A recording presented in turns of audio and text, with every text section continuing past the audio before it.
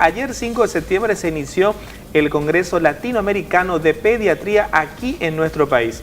Varios especialistas nacionales y también del exterior se hacen presentes para analizar diversos temas. Uno de ellos es la alimentación en niños. Y precisamente vamos a recibir al primer invitado de la tarde de hoy jueves. Está con nosotros el doctor en Nutrición y Alimentos, Rodrigo Valenzuela. ¿Cómo está, doctor? Bienvenido, buenas tardes. Muy bien, muchas gracias por la invitación. ¿Especialista chileno? Sí, así es, académico de la Universidad de Chile, investigador en nutrición y alimentos.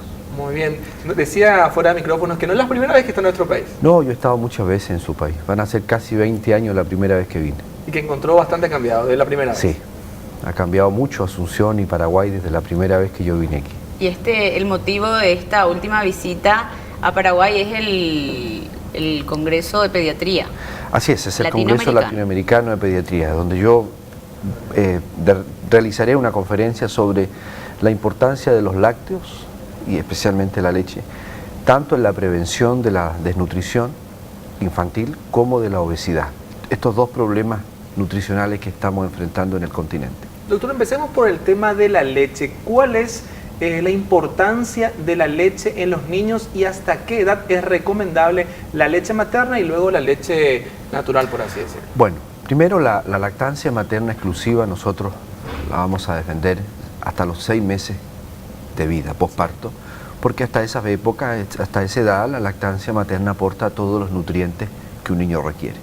Luego de eso viene la alimentación sólida, en que se debe conservar la lactancia materna hasta el año y se van incorporando otros alimentos ya tipo papillas, vamos incorporando verduras, alimentos de origen animal, carne, etcétera, cereales.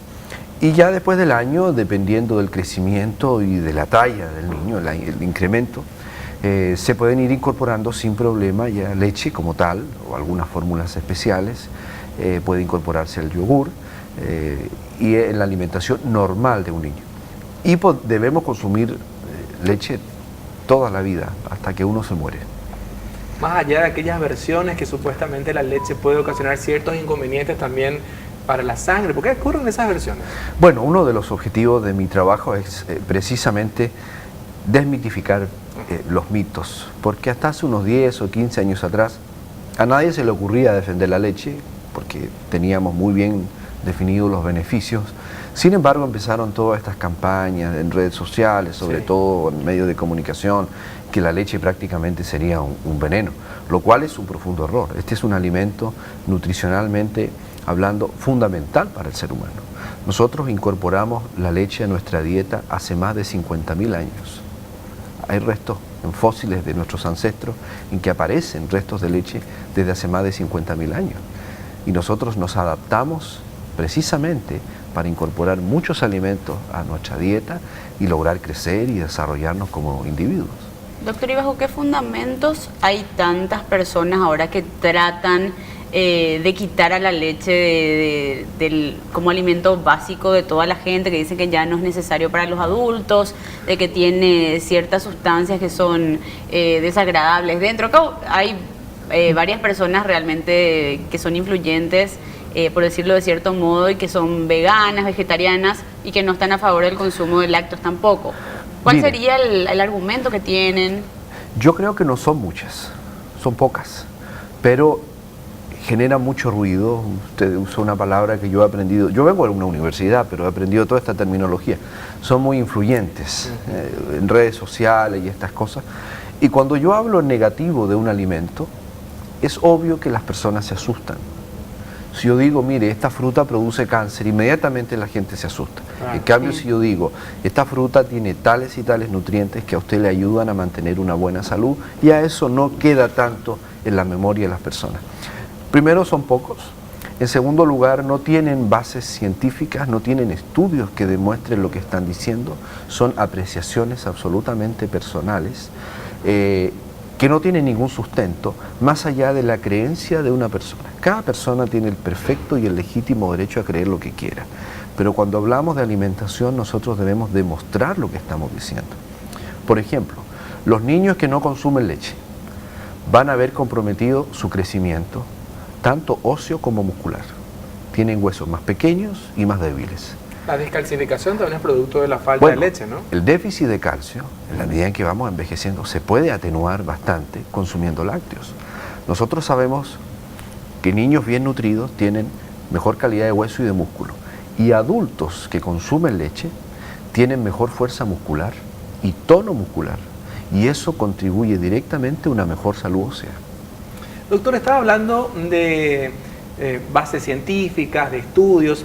A propósito, su principal línea de investigación son los lípidos en salud. Es a lo que yo me he dedicado toda mi vida, a las grasas. ¿Qué sabemos de las grasas? Por ejemplo, que la grasa láctea no tiene una incidencia, no participa activamente en el mayor riesgo de enfermedad cardiovascular. Durante muchos años se discriminó la leche porque aportaba más calorías. Sí. Sin embargo, toda la evidencia desde hace ya por lo menos 10 años nos demuestra que la grasa láctea, primero, no aumenta el riesgo de enfermedad cardiovascular, sino por el contrario tiende a disminuirlo. El ejemplo más claro de esto es el queso. El queso, hoy día sabemos que reduce el colesterol total, pero además disminuye el riesgo de tener un infarto. Francia, que es un gran consumidor de lácteo y de grasa láctea, ellos consumen sus lácteos con alto contenido de grasa, tiene menor riesgo de infarto que Estados Unidos, que sigue descremando la leche. Entonces, sabemos que la grasa láctea más bien es beneficiosa para el ser humano.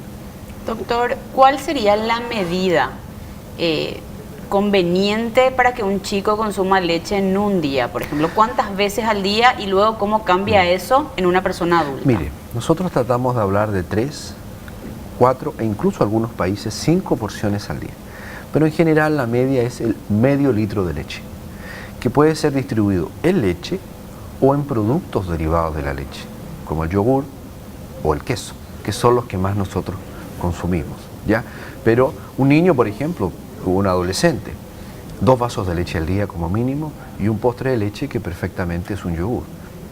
Ahora, doctor, ¿cuáles son los principales desafíos de la actualidad para el acceso a la salud y a la alimentación de los niños? América Latina tiene un problema gravísimo aún, que es la desnutrición materno-infantil. Tenemos población con desnutrición aguda, son niños que vamos a ver enflaquecidos en nuestras ciudades, que además comprometen su crecimiento, su desarrollo, son niños que les cuesta aprender, desertan con mayor fuerza el colegio, no terminan sus estudios. Es un problema complejo. Y además viene la desnutrición crónica. Se quedaron bajos, pequeños, por la malnutrición. Y eso hace que después tengan más riesgo de ser obesos. Entonces en nuestro continente tenemos desnutrición por un lado y obesidad por otro. Esta doble carga que estamos enfrentando. Y la leche forma parte de los alimentos, de la alimentación saludable, que nos ayuda a enfrentar los dos grandes problemas. Porque tenemos que enfrentar los dos. ¿Ya? Lo más grave es la desnutrición. Y la leche entra precisamente en estas estrategias alimentarias para prevenir desnutrición y prevenir obesidad. Aquí en nuestro país, por ejemplo, tenemos el desayuno escolar que incluye el vaso de leche. Me imagino que también existe en otros países. Así es. ¿Y cómo analiza usted también esta metodología de alimentación en los centros educativos? Una de las iniciativas que más fuerza tiene en el mundo hace muchos años, lamentablemente nuestros países se han demorado mucho tiempo en implementarla, es que los niños en el desayuno reciban un vaso de leche, por el aporte nutricional que tiene la leche per se. Ya habitualmente se puede acompañar con un galletón, algún sándwich, porque muchos de nuestros niños al llegar al colegio no han recibido alimentación. Nosotros tenemos aún mucha población pobre, por lo tanto el desayuno escolar es fundamental para que el niño reciba la energía mínima durante la primera jornada del día y pueda iniciar el estudio. Doctor, por otro lado, quisiera preguntarle algo que anda apareciendo bastante últimamente, que es la intolerancia a la lactosa, que se presenta a la gente adulta. Toda la vida uno consume leche, llega a un punto en el que le empieza a hacer mal. Así es. Y eso pasa inclusive en varias personas en un mismo núcleo familiar, y te hablo desde mi experiencia familiar misma. No, mire, la población humana, no todos, se puede volver intolerante a la lactosa. ¿Qué significa eso? Que en el intestino pierde la capacidad de digerir el hidrato de carbono de la leche, que es la lactosa. Eso se digiere a través de una enzima que se llama lactasa, que a la medida que envejecemos la actividad de esta enzima va a disminuir, se fabrica menos enzima y en algunas personas aparecen los síntomas: acidez, náuseas, en algunos vómitos, diarrea, distensión abdominal. La sintomatología es muy variada de una persona a otra. Pero le comento que no todos los intolerantes a la lactosa tienen los síntomas. Hay mucha gente que es intolerante y no sabe. Consume leche y no le pasa nada. ¿Ya? Ahora, de los que son sintomáticos, los que tienen la sintomatología, la solución es muy simple: leche sin lactosa o reducida en lactosa, la leche deslactosada, como se conoce en muchos países. Cada vez hay más productos. Nutricionalmente hablando es lo mismo. ¿Y qué es lo que se logra? Que la persona consuma leche y no tenga el problema digestivo. Ahora, hay personas que no toleran la leche, pero se reduce la lactosa y se acaba el problema. Pero si no toleran la leche, sí toleran bien el yogur o el queso. Por eso que digo que la sintomatología es muy distinta. Lo importante es que la persona evalúe qué alimentos lácteos puede incluir en su dieta para que todos los días estén en su alimentación. Doctor, por último, y agradeciendo ya su visita a los estudios de Tare Total, para señalar cuándo estará usted presente en este Congreso Latinoamericano de Pediatría y además la gente cómo puede acceder a sus estudios e investigaciones. Bueno, yo voy a estar presentando el sábado a la hora del mediodía, acá en el centro donde se hace el Congreso. Pero además, junto a colegas de toda la región latinoamericana, nosotros nos dedicamos a hacer difusión, a veces apoyados por productores lecheros y otras veces por nuestras propias universidades y por nuestro esfuerzo. Pueden acceder a cursos que se entregan, están disponibles en internet, cursos online, la mayoría de ellos es material gratuito. ¿Por qué? Porque el interés, no solo mío, sino que la comunidad latinoamericana en nutrición, es que nuestra población se nutra bien.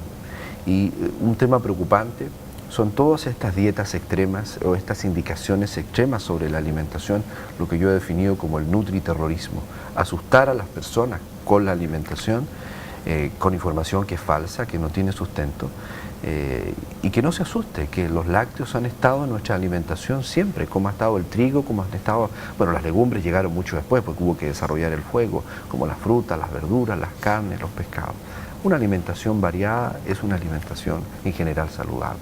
Doctor, gracias por la visita. Agradecemos así de esta manera al doctor Rodrigo Valenzuela, que está presente en el Congreso Latinoamericano de Pediatría, aprendiendo un nuevo término, nutriterrorismo. El terrorismo llegó a la nutrición. Gaby, hacemos una pausa. Así es, Benro, enseguida retornamos con más de Tarde Total.